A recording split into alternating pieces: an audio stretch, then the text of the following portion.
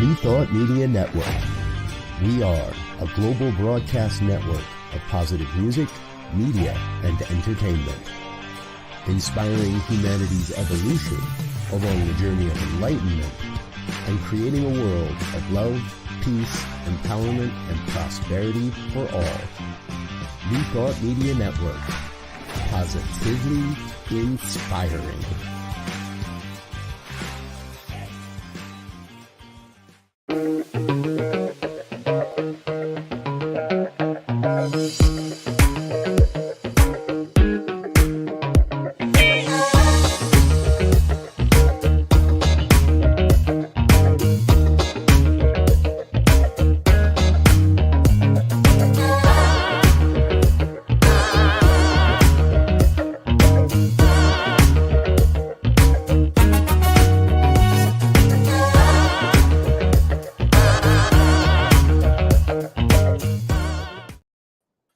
And hello again, dear ones. Dr. Robert with you over here. Rev Z right here. Rev D over here. And this is New Thought today on the New Thought Media Network. We're so grateful that you are with us. Thank you for being a part of what we're doing. You know, we do this every Tuesday afternoon at 2 o'clock Mountain Time. And today our special guest is Reverend Dale Worley, the Senior Minister of Unity of Savannah. And we've had a chance to get to know each other over the last couple of years through the International New Thought Alliance as well. Reverend Dale, welcome to New Thought today. Thank you. I'm very happy and grateful to be invited to be part of your broadcast today. And I have to say, I love that funky intro y'all got going. Yeah. Right Yeah, that on. was great. So I'm positively inspired to be joining the conversation today. Yes. Right on. So I do apologize, folks. I had to take care of a little technical issue here real quick.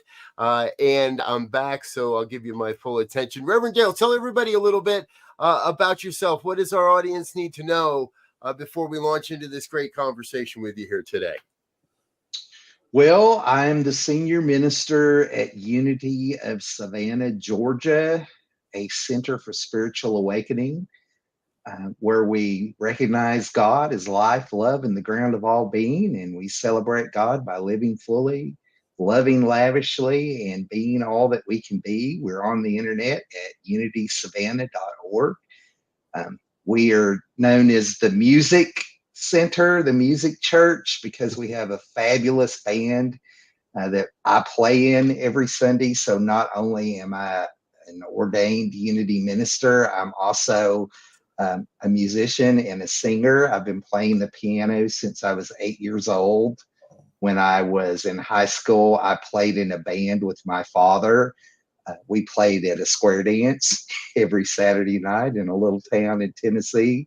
So I have been on stage in front of people showing out for a very long time, and I'm still doing that down in Savannah, Georgia. So we have a nice little congregation of about 80 or so people that get together on Sunday mornings. They're very heart-centered. We're a group of mystics. They have a heart to help and to reach out to others in the community. So I just feel really, really blessed to be part of what's going on there. And I just celebrated my 14th year of service to Unity of Savannah. So, and you know, it's great to live on the coast. I'm 15 minutes away from the beach. I can go anytime I want to. The Georgia mountains are gorgeous, and I go up there every chance I get. I just got back from Mentone, Alabama. I spent a week up there in the mountains where I got out just before the snow hit. So it's like a balmy 65 degrees here today in Savannah, and everybody else that I love is sending me pictures of snow in their front yard. So I'm feeling pretty good to be here today. So, and I guess before I moved here, I worked at Unity Village for 5 years. I was the music coordinator for Unity Village. I worked in we called it the Spirit Path retreat department. So I really got to meet a lot of luminaries in New Thought. It was a wonderful, wonderful experience. I got to work in the Silent Unity, a telephone prayer ministry, couple nights a week. I worked at the time, the Unity Ministerial School was centered there at Unity Village, and I got to work with the students. So they would put together a chapel service during their each year of going to school there. So I did a lot with the students.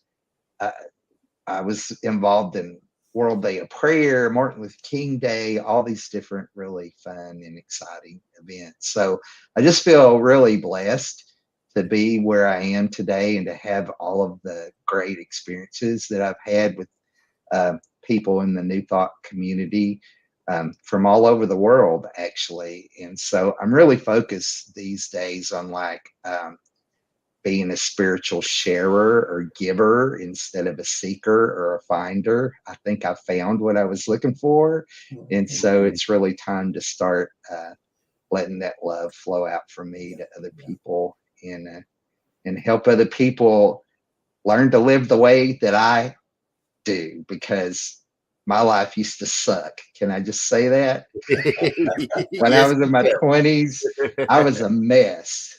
I was a train wreck waiting to happen. And the New Thought principles absolutely 100% turned my life around. I would not be happy and prosperous and joyous and free like I am today if it wasn't for learning, practicing, studying New Thought principles. And there's been so many people in my life that have helped me. I feel like it's my time to be one of the helpers, one of the mentors. Yeah. Amen. Yeah, it sounds like I could say that Reverend D is everything and everything. I mean, you're playing the music, you're doing the prayers, you're giving the talk, you're helping and serving, which I think is a great example of what this movement is about, right? It's about getting some skills, some knowledge, some practices, and then sharing it, not just by word of mouth, but by all things possible. So through the music and through prayer and through being an example. And I think this way of living is more needed now than ever before, because the prevailing society has kind of given people a smaller view of life to operate in, and they don't see it that way. I'd be curious to hear your thoughts on that. Well, the way I got into New Thought was through a 12-step program. And my first sponsor in AA used to tell me that you don't go around breaking your anonymity at the public level. You're just doing what other people normally do, not getting drunk every single day. However, I participated in a program for about 9 months last year. It started in January. It's called Empowering Faith Leaders, an initiative of the Clinton Foundation. And it's about addressing the opioid crisis in our country. And I went through, like, every couple of weeks, 2 hours of online training. And then we were asked to do a project at the end of the 9 months. And there was a little over 20 of us, faith leaders from Savannah, that participated in this. Wow. We all did projects. So one Sunday we had a recovery Sunday, and an elderly lady from our church that you would never think would have any sort of drug problem. She was in recovery from opioids, and she shared her story publicly for the first time ever. We had a nice meal together that we catered, and then I led a presentation on Narcan, on what it is and how to use it. It's a spray you put up someone's nose if they overdose from an opioid. And at the time that we gave out 50 free doses of this, at the time, you couldn't get it unless you couldn't get it over the counter. And it was like $150 to get a little bottle of this that would save someone's life. So I learned so much about the opioid crisis in our country, that just the wide range of demographics that it affects. And I also learned that by sharing my story publicly, I am helping other people to approach me or someone else to get help. So when I talk about I have 30 years of sobriety next month, I'm celebrating 30 years without a drink or a drug. When I say that out loud in front of people, there may be somebody that's listening to me that is struggling and is very ashamed and feels very guilty. And like you said, Z, feels very small, constricted. Perhaps they've been told they're no good, they're worthless. Maybe somebody from their church has told them that they're a worthless worm of the dust, or a hopeless sinner, or maybe perhaps you're depraved, or, blah, blah, blah. It goes on and on. So when I stand up and say, hey, you're everything that God is, and if I can do this, you can do it too. Right. I think that's huge. So I've kind of shifted my idea about being public about my recovery. So yeah, it was a great experience going through this program. I learned so much, and I met a lot of other faith leaders in the community. I made connections that I wouldn't have had before.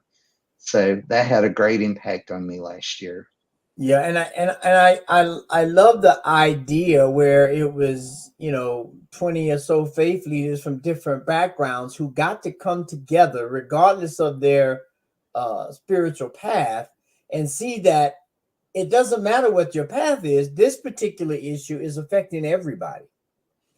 Well, when I first was approached about joining this program, they said it was empowering interfaith leaders. And so I asked the young woman who was, one of the coordinators of the group, is this truly interfaith?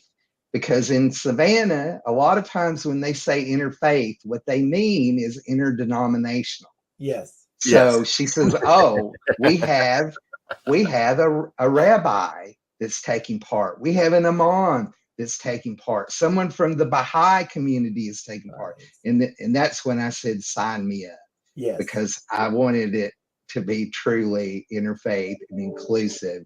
So yeah, I really connected with some different faith leaders, because let me just say, I don't consider myself a Christian. I know that's a really big conversation that we're having in the unity movement today, and I do not identify as a Christian. I feel like our movement is founded on some Christian ideas. Jesus is a teacher, and our purpose statement at Unity of Savannah says we are an inclusive spiritual community.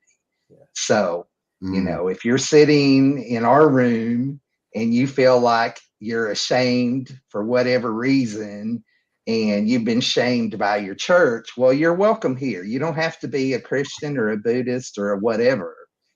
Just be a you. How about that? Let's start there. Exactly. You do you. And Reverend Dale, I love what you're sharing, because yes, so many people overhear what a minister might say and take that as inspiration. And they might also overhear what others say in our communities and take that as a put down, or take that as a limitation, when maybe it wasn't meant that way. Maybe it's a slip of the tongue of somebody. But to be that living demonstration that this is how this philosophy demonstrates itself as me. I got all this knowledge, all this experience, and this is how I get to be me, gives people that permission to be who they really are as well. And part of what I love about the New Thought movement, you do have a fan out here, Tommy, saying, "Go Rev." Hey, Judge Tammy. Good to see you, Tammy. Thank you for joining us. Well, and you know, a good thing too that approach, Rev D, as you were saying, is I think now there's a if I could say it, there's a stereotypical idea of what a minister is, regardless of the background, right? And a lot of it cast a picture of unapproachable, unrealistic, you know, all these things. They're in a box. And, you know, given where we are now, I think it behooves us as a spiritual community, regardless of background, to make ourselves more approachable, not just in a time of crisis, but in an everyday aspect. And of course, you got to balance everything. But I think, you know, we see a lot of people turning away from religion now, or churches or whatever. And I believe one of the reasons is they don't see the ministers as real, genuine people. They're props almost, right? They do their thing and they go, and you can't touch them, and you got to go through 5 people to get to them, and we're not able to give them the example of, yes, you know, I cry too, I hurt too, I get mad too. So when you have those things, you know, it's not something that you should be ashamed of. It's something that you realize everyone is doing, and now let's figure out from someone who's gotten past this particular thing how we can do that. Yes, let's figure this out together as a community. Nobody has all the answers, but together we all do have the answer. Yes, absolutely, because we are all God expressing. And we all have our own little piece. Yep. To the highest good unfolding for each of us and for all of us. Absolutely. I agree. 100%. And of course, as a musician, you understand that better than I do. If you're playing a song and the bass drops out or the drum drops out, well, we got a whole different thing going on than what we had before. And so we look at each person as that kind of impact on the global song. Everybody needs to participate, so we get that authentic, real sound of what God is and how God acts throughout the universe. Well, it's a complicated business, this human divine thing.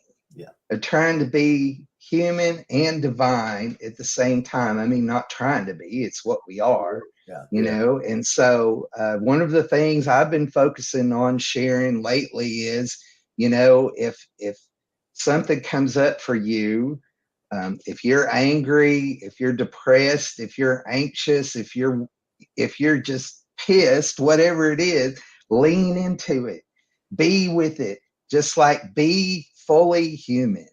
And that's how we discover the fullness of our divinity, because if God is in everything, God is in that too. And when and I know this from experience, when you dive down into whatever is, you know, up for you, there is a diamond, there's a pearl, there's a gem in it. It's what you are, really. But, you know, can you allow that to be revealed? Are you willing to be uncomfortable? Are you willing to be uncomfortable with the people who come to you with your stuff? You know, if somebody in your community is upset with you, can you, all right, well, let's talk about that. Let's lean into that and see what's coming up for both of us here. Right. Because, you know, it's all God, right? Yes. Unfortunately, I mean, I think we've all probably experienced it. Unfortunately, because of our position and often the titles, people will run away rather than lean in. And it's easier to slip away, to disappear, to not approach the minister, to say, I'm having a hard time with what you're talking about here, or I'm having a hard time with the way this is going down. So I think you're pointing towards something that's really important for all of us to learn Mhm. about this piece of oneness and of being able to get together and lean into our discomforts and lean into our learning. So before we run out of time in this segment, I know that you recently have gone on a sabbatical and gotten to experience a bit of I would trust inspiration. I know many ministers have said that sabbaticals lead them to new insights, a new sense of their calling, and new vistas, if you will, in where their ministry is happening and where it's going. And so kind of the question I have is, what is more clear to you now, or what is a deeper sense of your listening that you were able to experience during a time away from the pulpit? 17 years in a pulpit, that's a long time. And to take time away and check out, turn off the cell phones, not answer the texts, what was that like for you? What did you get out of that? Well, there was one morning that I woke up and I felt like something was off. We were staying. I was traveling with two friends of mine. One who is another Unity minister, and we graduated the same class together. Reverend Vicky Vanderhorst is very dear to me. Consider her my sister. And her husband Joseph, who is a wonderful man, and we had such a good time together. We stayed in Kochi, Fort Kochi, near Kochi. We flew into Mumbai, went to Kochi, and then took a taxi up to Fort Kochi, and we stayed in a homestay for a couple of weeks, kind of our home base, because I went to an ashram for a week during that time. But I remember there was a lot of times of just resting. So we would finish our dinner and then we'd just go to our rooms. And there's no televisions, there's not much Wi-Fi or anything. Yeah. And so, I might read a book or go to bed early and then get up the next morning and maybe after lunch take a nap. So one morning I woke up and I felt like, what is up with me? Because I feel weird. This doesn't feel right. And then I just realized I was relaxed. Like I had gotten enough sleep. I wasn't worried or concerned about anything. I was just like, wow, okay. Well, can I bring that back home with me? Can I, can I bring that into ministry? Can I not feel like I have to just constantly be in motion and working 24 hours a day and stuff. So yeah, I've really been working with that a lot and trying to get my rest and disconnect, like you said, Robert. I try to go off by myself at least once a quarter for a couple of days and just turn everything off and go to the mountains or the state park or retreat center and just be with God and be with me and just be with whatever is there. So yeah, the whole thing about taking better care of myself, getting better rest was really up for me. And then it seemed like everywhere I went in India, the Divine Mother was right there, like huge. And I also spent a month in Mexico. I was the minister of residence at Unity of Ajijic, Mexico, near Guadalajara, and Reverend Johannes and Jack Hartog are leading the little church there, and it's at James Twyman's Namaste Village there.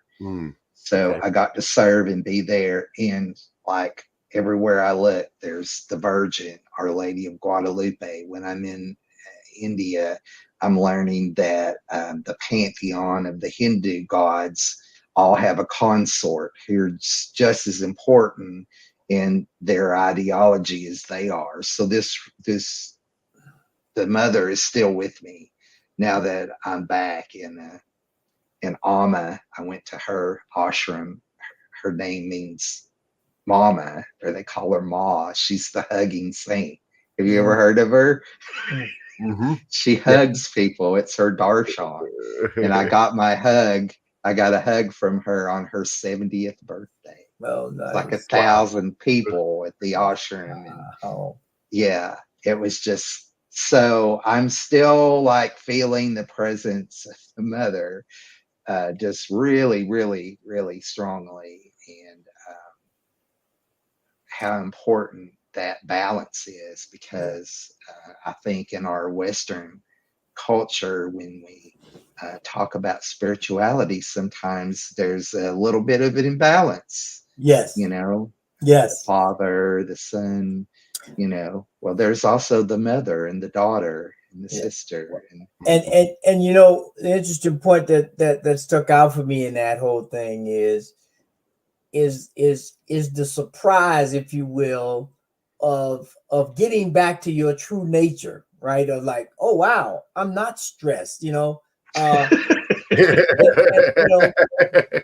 which is our true nature, right? We should only be stressed when we're in danger, right? Yes. Not every day, but I think now most people are in stress except when they sleep. And even when they sleep, if they go to bed with a bunch on their mind, they're even stressful there.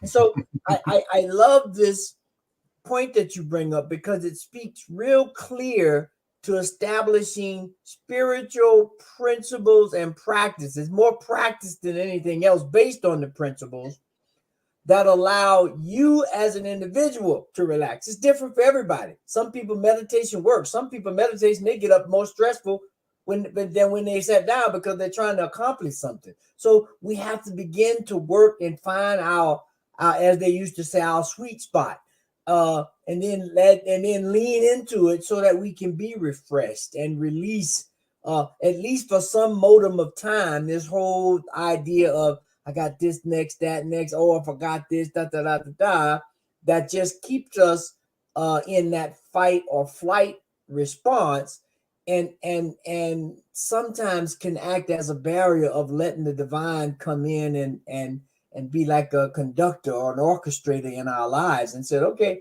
right now it's time to get stressed, okay? But okay, now we're done with that stress thing. Let's get back over here and let's chill out for a bit and enjoy life, you know? Yeah, and also, see, it's like when I am feeling the stress, can I lean into it instead of struggling with it? Because my old way of thinking is, I shouldn't be feeling this way. What is it that I'm doing wrong? How am I causing this? What am I holding in consciousness that's demonstrating this in my life? And to just be in the moment with it and go, okay, I'm stressed. What does that feel like? Where is it in my body? And I just continue to learn and practice that anytime something unpleasant comes up, my reaction is to struggle with it or fight it, and that just makes things worse. Jesus said, resist not evil. What you resist persists. And so can I be with the stress? Right? I mean, I don't want to be stressed. Who wants to be stressed? Right. I want to be prosperous. Everybody wants to be prosperous. I want to be at peace, but it's unrealistic to think we're going to be in that all the time, because you're right. See, our reptilian brain gets triggered and it keeps us alive. Yeah. It keeps us from stepping out in front of a car. And falling off the roof when we're trying to get the pine needles off of it, right? But I don't want to live that way. I'm not saying we should set up camp there. And like a long time ago, my first Unity minister told me she had broken her hip. She fell and broke her hip. And I asked her, does it hurt? Are you doing okay? Like, are you in pain? She says, well, I've had a lot of pain, but I haven't suffered. I had no idea what she meant at the time. And now I think I understand. It's like my guess is she didn't fight it.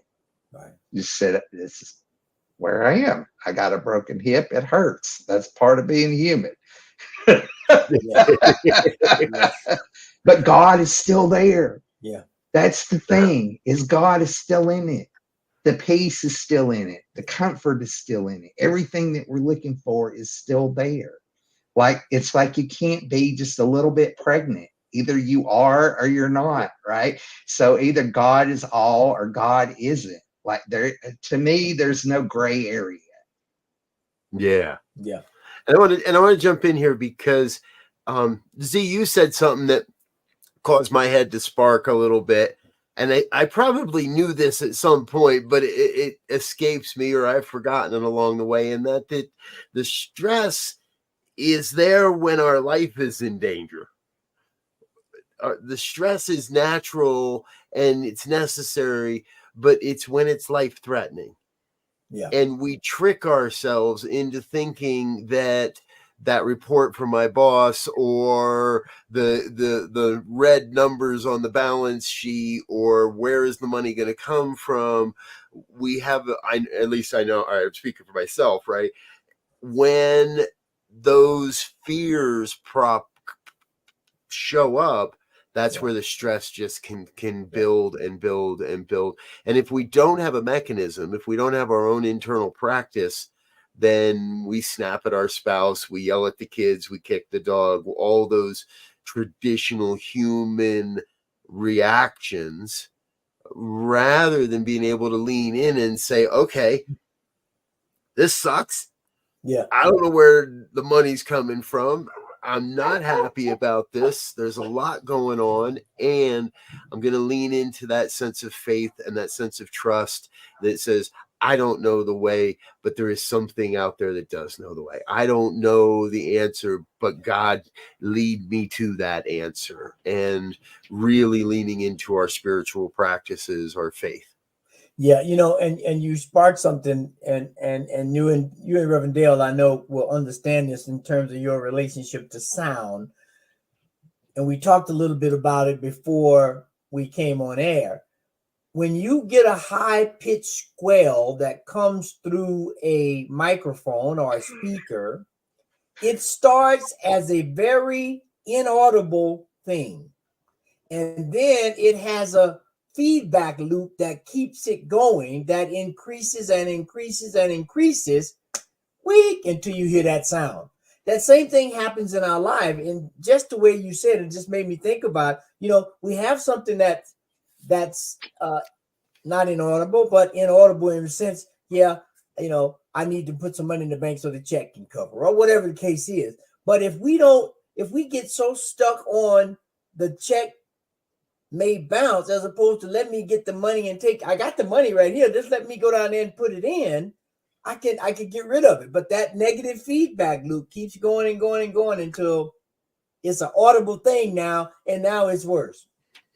And a good sound man knows and hears it coming. Doesn't know it's coming, but a good sound man hears it coming before you ever do, and takes care of it before the entire band is going, oh, what was that? You're telling me God is a sound man? I think so. I think that's what I'm saying. You know what else I'm saying? I'm saying we are way overdue to take a break and let our sponsors say hello, and let some of those people that make this all possible say hello. So we're going to take a quick break, folks, and take a sip of water. Please stick around, like, share, subscribe, tell your friends and family what we're doing. We're going to be back in just under 2 minutes with a whole bunch more with Reverend Dale and the rest of us here on New Thought Today. Stay tuned. We'll be right back.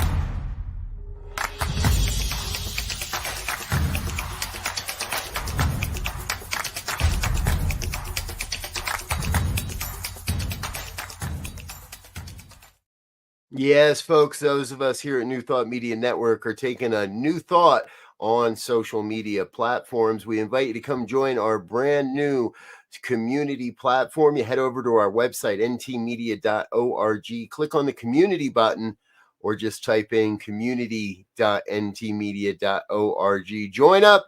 It's all free, and there's a lot of fun stuff happening over there, so please join us for that. All right, back to New Thought today with our guest, Reverend Dale Worley, and my co-host, Reverend Elzia Sekou. Before the break, we did agree that the sound guy is God. I know I'm sure we've all had at least one sound person in our lives that we would say that to, and we've probably all had more than one that we would not say that to. Think of a couple guys that behind the board don't need to hear that, but that's another story, folks. We'll come back to that another time. For now, what we love to do in the second portion of this, Reverend Dale, is really kind of focus into that future vision, that idea that perhaps is just being birthed within you, or maybe something that you're already working on or aware of, but kind of that idea of where is this new thought philosophy headed? How do we make an impact? What is it important for us to pay attention to as adherents to this new thought philosophy? So what's the future vision? Where's it all going?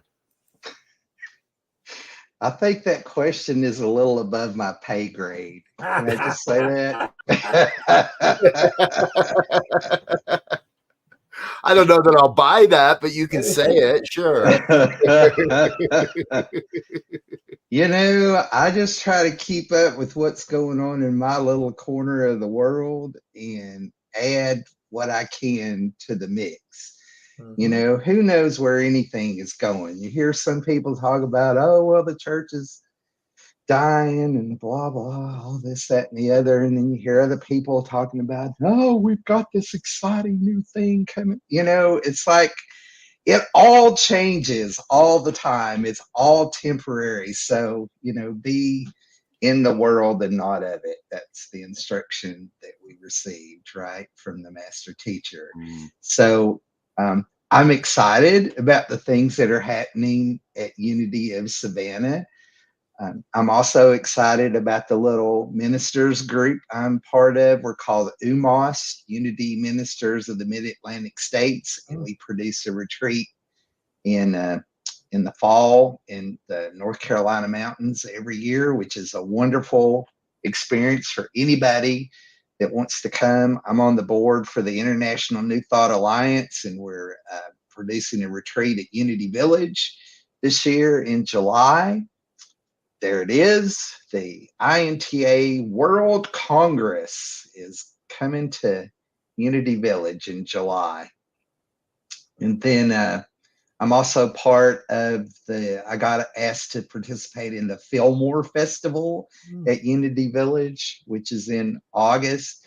So between all that and being a husband and a father and a brother and a friend, all of that stuff keeps me really busy. So as far as where the New Thought movement is headed, who knows? It's a pretty exciting time to be a part of it. And one thing that I do know is that the principles that we teach and practice and share can absolutely change a person's life, and that we really have something that benefits the world.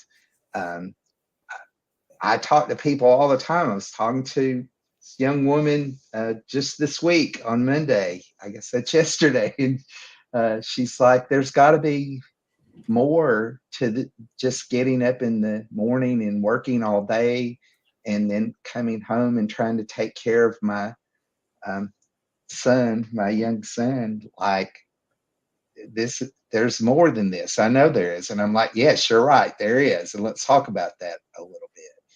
So I just feel like I know people very close to me that feel like they're kind of stuck on some kind of little hamster wheel. And we're not meant to live like that. I've come that you should have life and have it abundantly. And part of abundance is joy and peace and satisfaction and harmony and contentment and all those good things that everybody on the planet, regardless of what they look like or where they live, everybody wants that. And we have tools to help people uncover that, to discover the richness that they are, that is just waiting to be revealed. And so I think that idea, that thought right there, which isn't really a new thought, can change the world. But it's not like it's one heart at a time. It's one person at a time. I really believe in like the idea of the 100th monkey, that like sooner or later enough of us are going to be awake, that it shifts the global consciousness. However, I don't think that being awake or being enlightened means that we're not going to encounter challenges and struggles, because it's that divine human thing again. Like in the world, there will be conflict, but I have overcome the world. The I am has overcome the world. The peace I give you, it's not like the world gives. It's because it's in you. It's what you are, And so that basic idea can really shift a person's life. And I'm not saying that because it sounds good or it's a theory. It's because it happened for me. And I see it happening in other people's lives.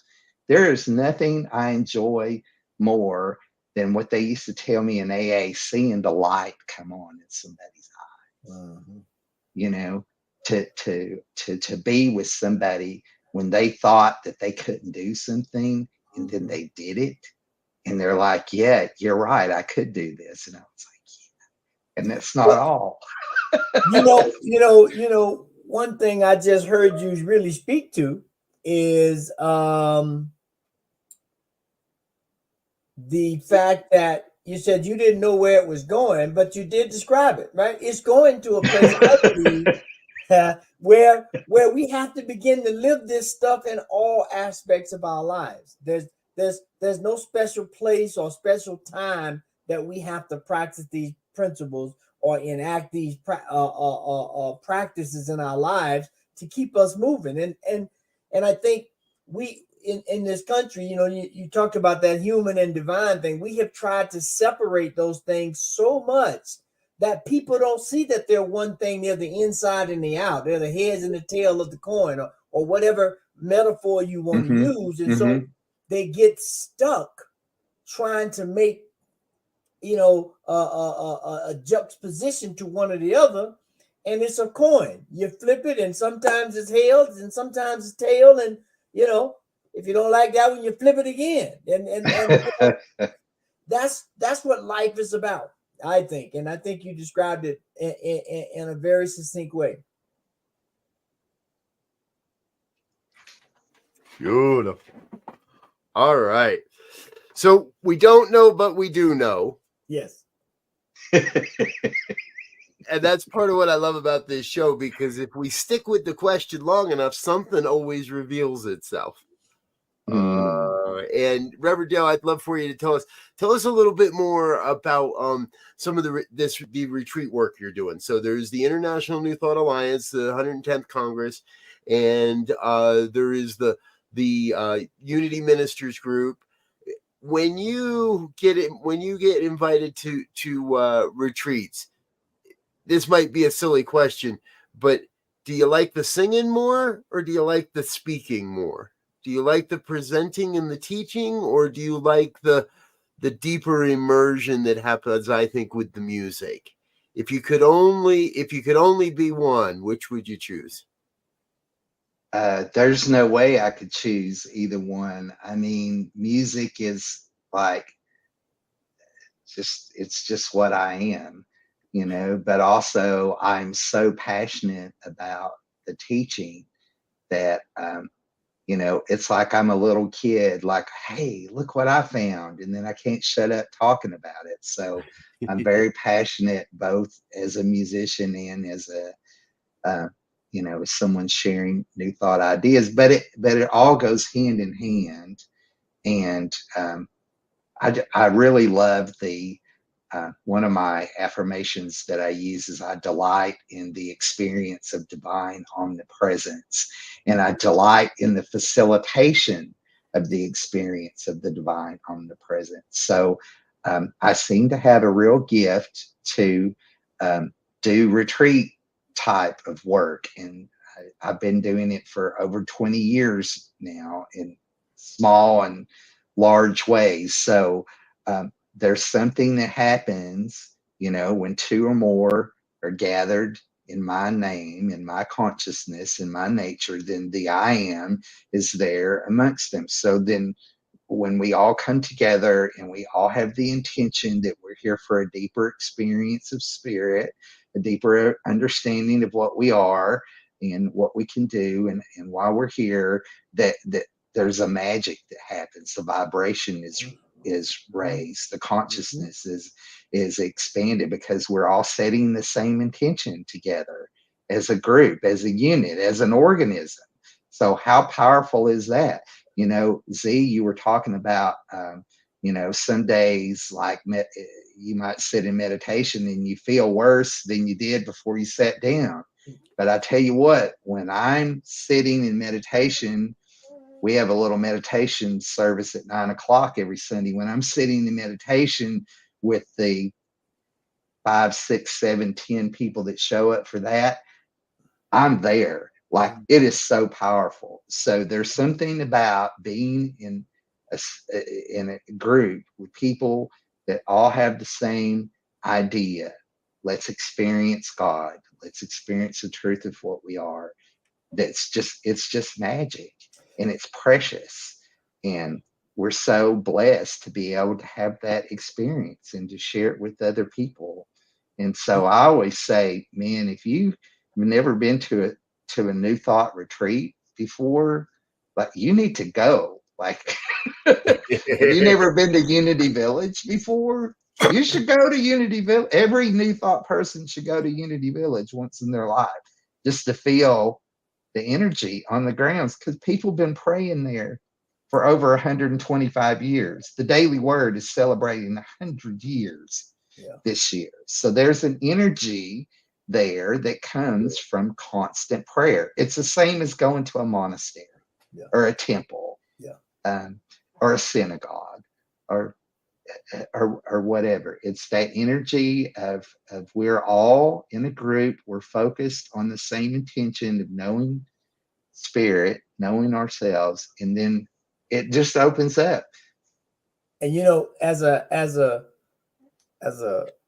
frustrated musician, I when you're saying that, right? I think so, and you've been a virtuoso, if you will. It made me think about, if you go into a symphony, if you get there and get in your seats before everything happens, everybody's warming up their lips and they're warming up their instrument or whatever. And if you walk in, it sounds like just chaos. But then when the conductor steps up to the podium and and then everybody says, okay, the music is going to be in C, and everybody says, boop, with that one intention, with that one note, that one thing brings it all in. And that's what I just heard you say, is that when we get together and have that same intention, when we come there, we may be in different spaces, but once the conductor, if you will, taps the podium and raises the baton, and they're tuning up, and they go through, and they do a little scale or whatever they're doing, boom, everybody sinks in.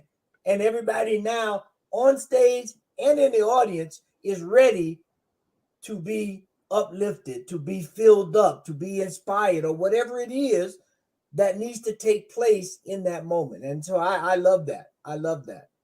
There's nothing like, for me personally, like working with a group of musicians, a group of singers. You're going to, perform at an event, and you do all of this preparation, and then you get there, and there's a moment.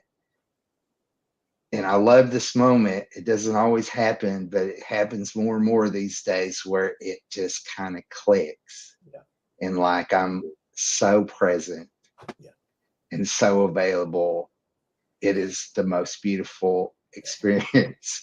One of the sweetest joys of my life is feeling that, like, Yes. where everything just falls. It's just like it all fits. And it's like, it's just, it blows my mind. And I get to do that every Sunday. What a People concept. invite me to come and do this. It's just like, yes, more please. Thank you, God. Yeah. Yeah.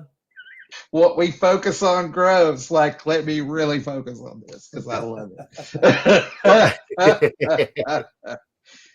And Tammy's reminding us that sometimes your folks have nothing but music in your service. And yeah, we love to do a music themed service. It just really gets everybody right where we want to be. And, you know, to be able to provide a place that's safe where people can come and just be and not have to, you know, to just be in the groove and the energy and just be with everybody and just kind of let everything go, because we got a lot going on in the world. You know, it's easy to say be in the world and not of it. You know, it's easy to be a new thought guru when everything is going okay in your life, when you don't get the diagnosis or you don't get the note from the bank, right?